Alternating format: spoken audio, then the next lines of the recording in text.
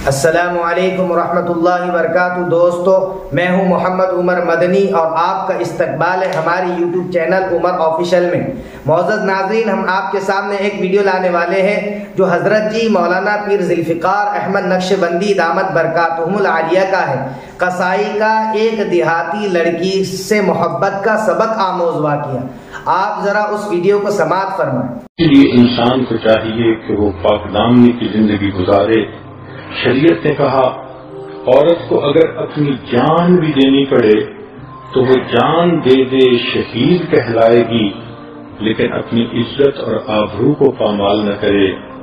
ایک واقعہ سنا کے میں بات کو مکمل کر دیتا ہوں۔ امید ہے کہ بچیاں اس واقعے کو توجہ سے سنیں گی۔ ایک آدمی کسار تھا اور وہ رات کے صبح کے وقت جاتا تھا، جانور ذبح کرتا تھا اور دن میں لا کر وہ اپنی دکان پہ گوشت کو بیچا کرتا تھا۔ جب وہ جانور کو ذبح کرتا تو اس کے کپڑوں پہ خون لگ جاتا اور واپسی پر وہ خون آلودہ کپڑوں میں نہیں آتا مگر گھر آ کر کپڑے بدل لیا کرتا تھا۔ ایک رات وہ جب واپس آ رہا تھا جانوروں کو ذبح کر کے تو رات کا اندھیرا تھا، وہ ایک جگہ سے گزر رہا تھا کہ ایک بندہ شور مچاتا ہوا آیا اور آ کے اس نے اس کو پکڑ لیا۔ جب پکڑ لیا تو اس نے دیکھا تو اس بندے کے جسم سے خون بہ رہا ہے۔ حیران ہوا، اتنے میں اس بندے کی جان نکل گئی۔ دیکھا تو اس کے جسم میں ایک چھری تھی جو کسی نے گھونپ دی تھی۔ اب وہ جو قتل کرنے والا تھا وہ تو بھاگ گیا اور مقتول اندھیرے میں اس کو سمجھا کہ شاید اس نے قتل کیا۔ جب اس کی وفات ہو گئی تو اتنے میں لوگ آ گئے۔ اب لوگوں نے مقتول کو بھی دیکھا، اس قصاب کو بھی دیکھا، اس کے جسم پہ خون کے آثار بھی دیکھے۔ انہوں نے پکڑ لیا کہ تم نے اسے قتل کیا ہے۔ چنانچہ قاضی کے پاس مقدمہ گیا، قاضی نے گواہ دیکھے، مقتول کو دیکھا تو اس نے اس کے اوپر قصاص کا حکم لگا دیا کہ جان کے بدلے جان اس بندے کو پھانسی دی جائے گی، اس کا سر قلم کیا جائے گا۔ چنانچہ جب سر قلم کرنے کے لیے اس بندے کو مجمع کے سامنے لایا گیا تو اس وقت اس کی آنکھوں میں آنسو آ گئے۔ تو جو لانے والا پولیس افسر تھا اس نے پوچھا کہ تم کیوں رو رہے ہو، تمہیں اپنے جرم کے اوپر ندامت ہو رہی ہے؟ اس نے کہا کہ ندامت تو ہو رہی ہے لیکن میں اس بندے کا قاتل نہیں ہوں جس کی وجہ سے مجھے سزا دی جا رہی ہے، میں کسی اور کا قاتل ہوں۔ اس نے کہا تمہاری سٹوری کیا؟ اب اس لڑکے نے اپنی سٹوری سنائی۔ میری جوانی کی عمر تھی، میں اس زمانے میں کشتی چلاتا تھا اور ایک بڑا دریا تھا، لوگوں کو ایک کنارے سے دوسرے کنارے کی طرف لے جاتا تھا۔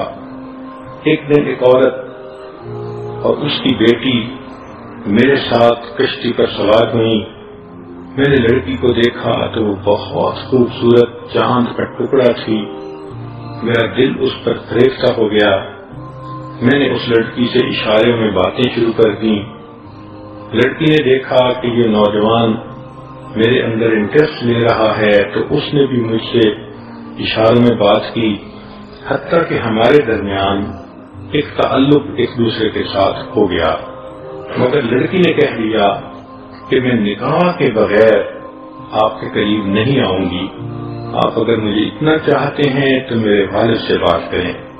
لگتا تھا کہ وہ لڑکی بہت نیک، تقیہ نقیہ پاک دامنہ لڑکی تھی۔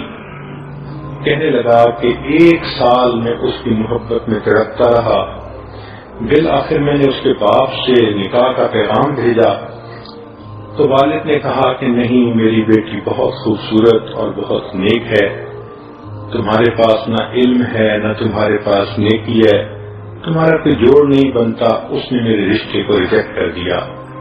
میں بہت مایوس ہوا اور خیر اپنی زندگی گزارتا رہا۔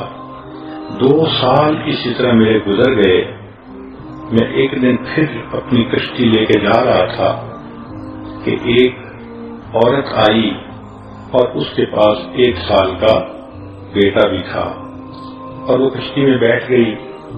جب میں نے کشتی چلانی شروع کی اور میں نے غور سے دیکھا تو میں نے دیکھا کہ یہ وہی لڑکی تھی جس کو میں نے اپنی محبوبہ بنایا تھا، اور 1 سال جس کی محبت میں پاگل ہوا تھا۔ میں نے اس سے بات چیت شروع کر دی۔ وہ کہنے لگی کہ دیکھو، میرا نکاح ہو چکا، میرا حامل ہے اور یہ میرا بیٹا ہے، میں اب آپ سے بات بھی نہیں کر سکتی۔ میں نے کہا کہ تم پہلے مجھ سے بات کرتی تھی۔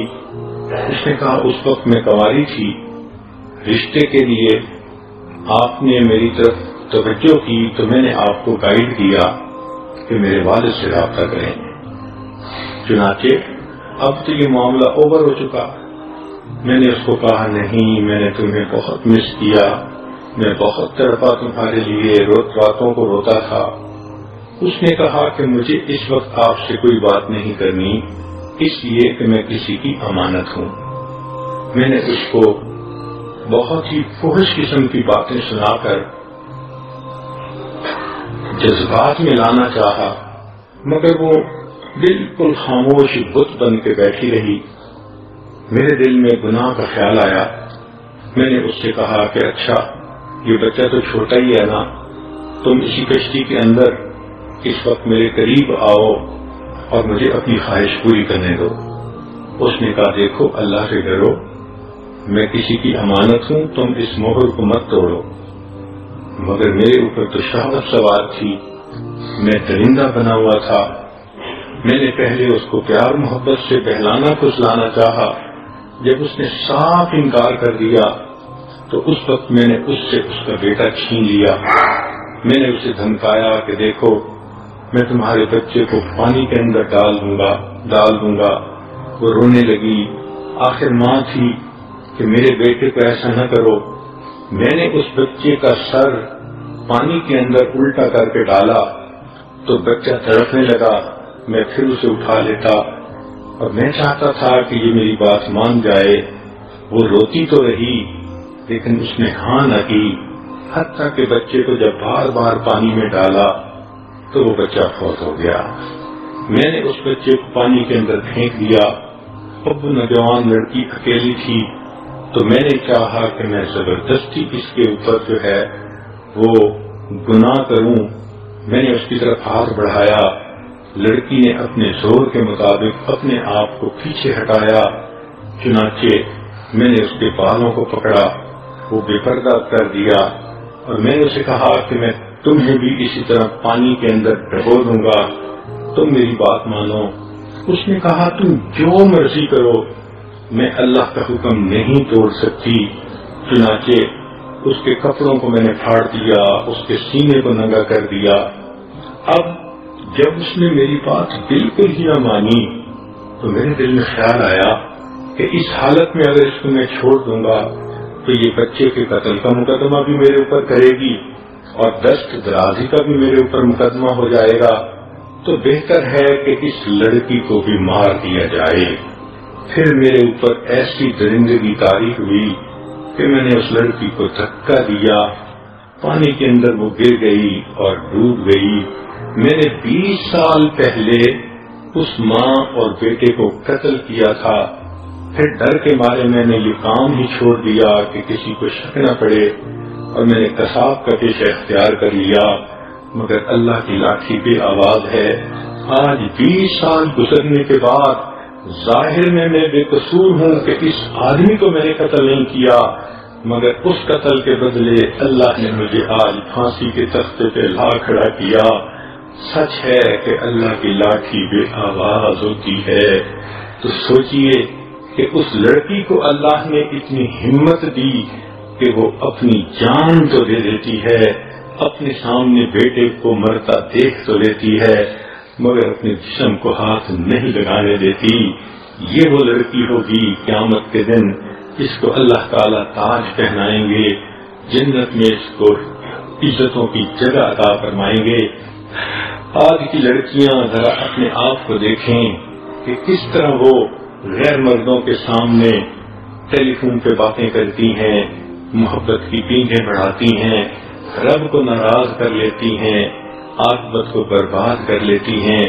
لہذا اگر عورتیں چاہتی ہیں کہ ہمارے گھروں کے اندر سکون ہو، اطمینان ہو، تو سب باتوں کی ایک بات، 100 جوابوں کا ایک جواب پاک دامنی کی زندگی کو اختیار کریں، بے برکتی ختم ہو جائے گی، دلوں کے فاصلے ختم ہو جائیں گے، اللہ کی رحمت کی نظر پڑے گی، اللہ آپ کو پاکیزہ زندگی کے بدلے پرسکون زندگی عطا فرما دیں گے۔